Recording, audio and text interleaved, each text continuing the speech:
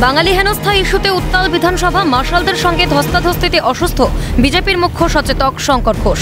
অসুস্থ শঙ্কর ঘোষকে নিয়ে যাওয়া হয় হাসপাতালে। অসুস্থ বিজেপি বিধায়ক শঙ্কর ঘোষের খোঁজ নিলেন রাজ্যপাল সিভি আনন্দ বোস। এদিন ফোন ও প্রতিনিধির মাধ্যমে বিজেপি বিধায়কের স্বাস্থ্যের খোঁজ নেন রাজ্যপাল। এদিন ফোনের মাধ্যমেই বৃহস্পতিবারের ঘটনা রাজ্যপালকে জানান শিলিগুড়ির বিজেপি বিধায়ক।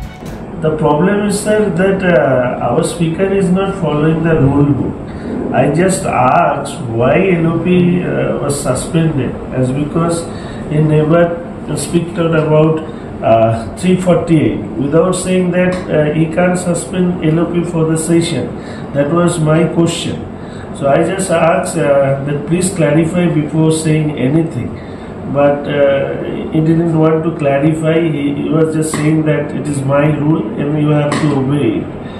And thereafter I again asked him, and then he asked the marshal to get me out. বেসরকারি হাসপাতাল সূত্রে খবর, বিজেপি বিধায়কের অবস্থা এখন স্থিতিশীল।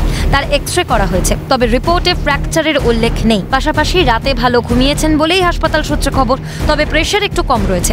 আপাতত চিকিৎসকদের অবজারভেশন এবং পরামর্শে রয়েছেন তিনি।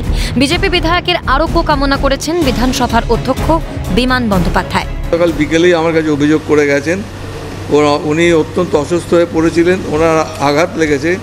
কিন্তু আমি তো আজকে সকালবেলায় খবর পেলাম উনি হাসপাতালে ভর্তি আছেন, এবং আমাদের বিরোধী দল থেকে আছে উনিও হাসপাতালে ভর্তি আছেন। যদি এখানে SSKM-এ নিয়ে যাওয়ার পরে অন্য হাসপাতালে নিয়ে গেছে। আমি সবারই আরোগ্য কামনা করি। বাঙালি অস্মিতা ইস্যুতে বিধানসভায় যে ঘটনা ঘটল তা কার্যত নজিরবিহীন।